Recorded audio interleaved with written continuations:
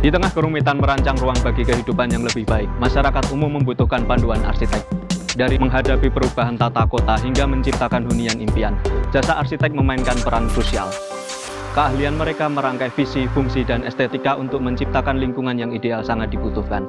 Kebutuhan tersebut dapat dipenuhi melalui kerjasama dengan perusahaan arsitektur, salah satunya Studio Arsitektur. Melalui video ini, kami dari kelompok 3 Immersion Konsentrasi Strategik akan menjelaskan hasil analisis kami terkait dengan salah satu perusahaan firma arsitektur di Yogyakarta, yaitu Lopaka Studio.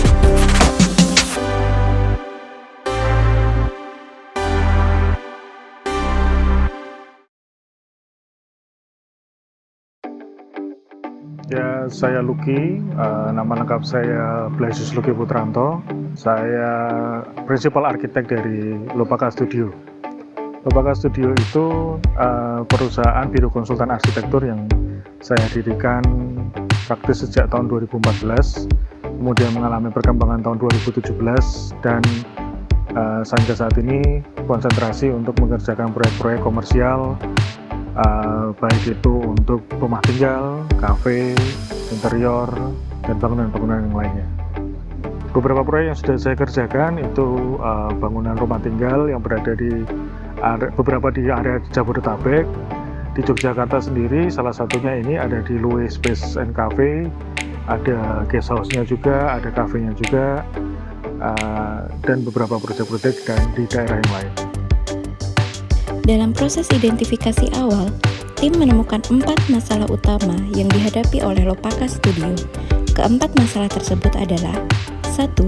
Lopaka Studio belum dapat mengkomunikasikan dengan baik peran dan nilai tambah yang diberikan oleh arsitek dalam proses desain dan konstruksi. 2. Adanya batasan beriklan bagi perusahaan penyedia jasa arsitek. 3. Minimnya pengetahuan akan perpajakan dan sistem pelaporannya serta pengetahuan mengenai laporan keuangan. 4. Belum terbentuknya struktur organisasi dan ruang lingkup pekerjaan dari masing-masing peran di Lopaka Studio. Dalam menganalisis kondisi internal dan eksternal perusahaan secara umum, tim menggunakan analisis SWOT atau SWOT. Analisis ini memberikan gambaran holistik tentang posisi perusahaan di dalam industri dan juga lingkungannya. Setelah melakukan analisis SWOT, tim kemudian melanjutkan dengan analisis industri eksternal menggunakan 2 framework, yaitu analisis Pestel dan juga analisis 5 versus Porter. Analisis Pestel membantu mengidentifikasi faktor eksternal yang dapat mempengaruhi perusahaan seperti faktor lingkungan, politik, ekonomi, sosial, teknologi, dan juga hukum. Sedangkan analisis 5 versus Porter digunakan untuk mengidentifikasi daya saing dan potensi persaingan di dalam industri. Untuk analisis internal yang lebih rinci, tim kami menggunakan model value chain. Nah, model ini memungkinkan tim untuk bisa menganalisis setiap tahap proses dari bisnis perusahaan Lopaka Studio, mulai dari suplai bahan baku, pemasaran, sampai dengan ke distribusinya. Dengan demikian, tim dapat mengidentifikasi aspek-aspek kritis yang mana saja sih yang mempengaruhi kinerja perusahaan dan menemukan area mana Lopaka Studio dapat meningkatkan efisiensi dan efektivitasnya dalam mencapai keunggulan competitive advantage. Nah, dari hasil analisis tersebut, tim kami juga mengidentifikasi berbagai permasalahan yang dihadapi oleh Lopaka Studio. Nah, permasalahan ini mencakup potensi kelemahan internal, tantangan eksternal, apa saja yang menghambat perusahaan untuk bisa bersaing di pasar dan industri. Untuk mengatasi tantangan tersebut dan meningkatkan competitive advantage, tim telah menyusun strategic plan. Tim mengembangkan rencana strategis untuk meningkatkan keunggulan bersaing Lopaka Studio dan memperbaiki kelemahan yang telah diidentifikasi. Rencana strategis ini akan mencakup berbagai inisiatif dan tindakan yang perlu diambil untuk mengoptimalkan potensi perusahaan dan menghadapi persaingan dengan pesaing lain di industri ini. Selain itu, tim juga menyusun roadmap jangka panjang selama 5 tahun untuk memantau dan mengukur kemajuan Lopaka Studio dalam mencapai visi mereka.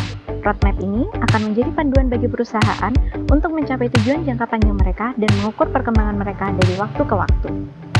Melalui proses pengembangan dan implementasi strategic plan, Lopaka Studio akan memiliki paduan yang jelas untuk mengatasi tantangan, memaksimalkan peluang, dan mencapai tujuan jangka panjang mereka.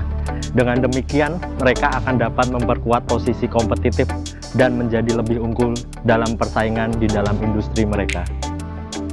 Dalam proses pengembangan strategic plan dan roadmap 5 tahunan, tim akan melibatkan manajemen dan para pemangku kepentingan lainnya di dalam perusahaan. Kolaborasi dan komunikasi yang baik antara tim akan memastikan bahwa rencana dan langkah-langkah yang diambil sesuai dengan visi dan tujuan perusahaan. Secara garis besar, ada 3 fokus utama yang perlu memperoleh perhatian khusus dari manajemen Lopaka Studio.